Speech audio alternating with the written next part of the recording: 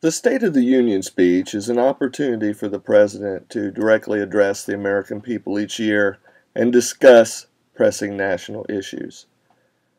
The pressing national issue this year is the economy.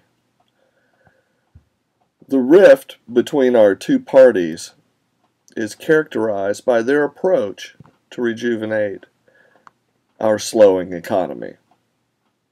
Everyone wants a strong, robust, and prosperous America, but we often find ourselves at odds over the implementation, even when we agree on common goals. Indeed, rarely has politics been as polarizing as they are today. We waste our energy in opposition to each other rather than offer opportunities for engaging each other. We need to reframe the arguments, solve problems for people, create meaningful jobs, rebuild the national infrastructure, and call on everyone to contribute to the nation's agenda.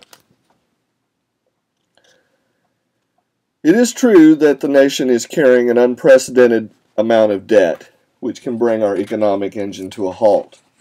Student debt has overcome national credit card debt.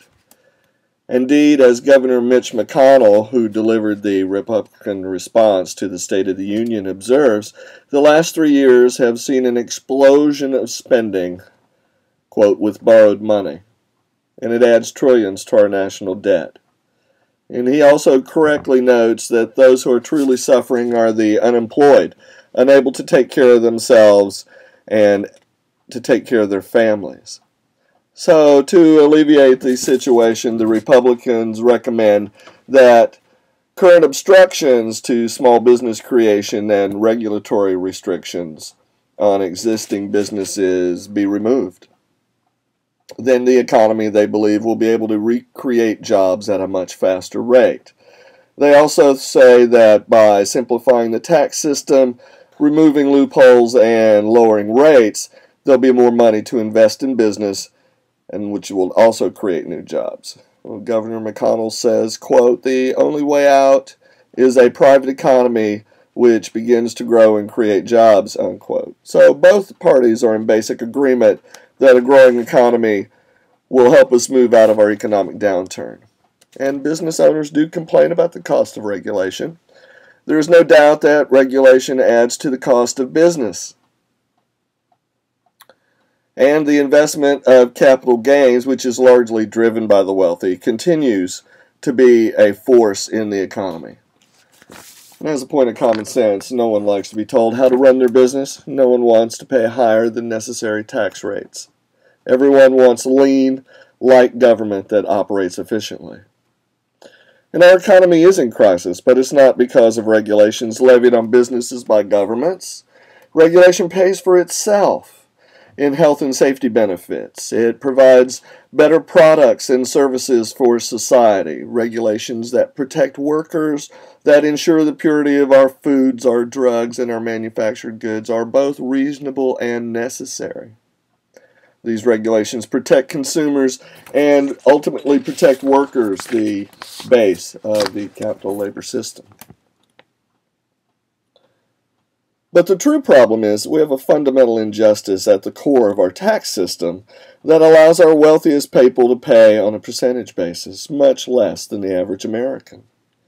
A tax rate for the wealthy comparable to the median rate paid by those in our economy would yield substantial benefits, more than $1 trillion a year, and begin to alleviate the mistrust between the wealthy and the masses.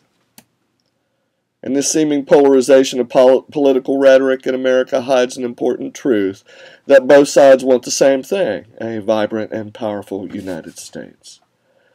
President Obama believes that the basic American promise is, quote, if you worked hard, you could do well enough to raise a family, own a home, and send your kids to college, unquote. He believes the widening rift between the rich and everyone else is causing a basic disconnect, and that threatens the American promise, the American dream. So he plans to reduce the gap between a combination of reforming tax law and reducing regulation. He wants multinational companies to pay a basic minimum tax and he wants to simplify the existing tax laws to eliminate the Bush temporary tax break for the wealthiest 2% of Americans. Those that earn $1 million or more per year. He believes it's a fairness issue. Quote, Americans know our way of life will only endure if we feel the same sense of shared responsibility. Unquote.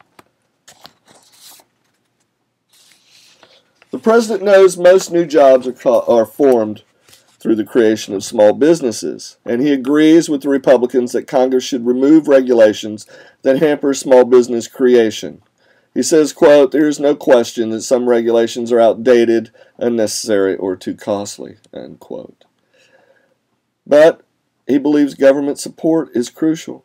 Government support in developing new technologies through federal support of research, in creating jobs by rebuilding the infrastructure, by protecting the health and safety of citizens through regulations designed to protect clean air, clean water, and clean energy. So when Governor McConnell says we will speak the language of unity, and President Obama says when we act together there's nothing the United States can't achieve, we must take them at their words and hold them to their words. A careful examination of the arguments put forth by both sides show a common goal.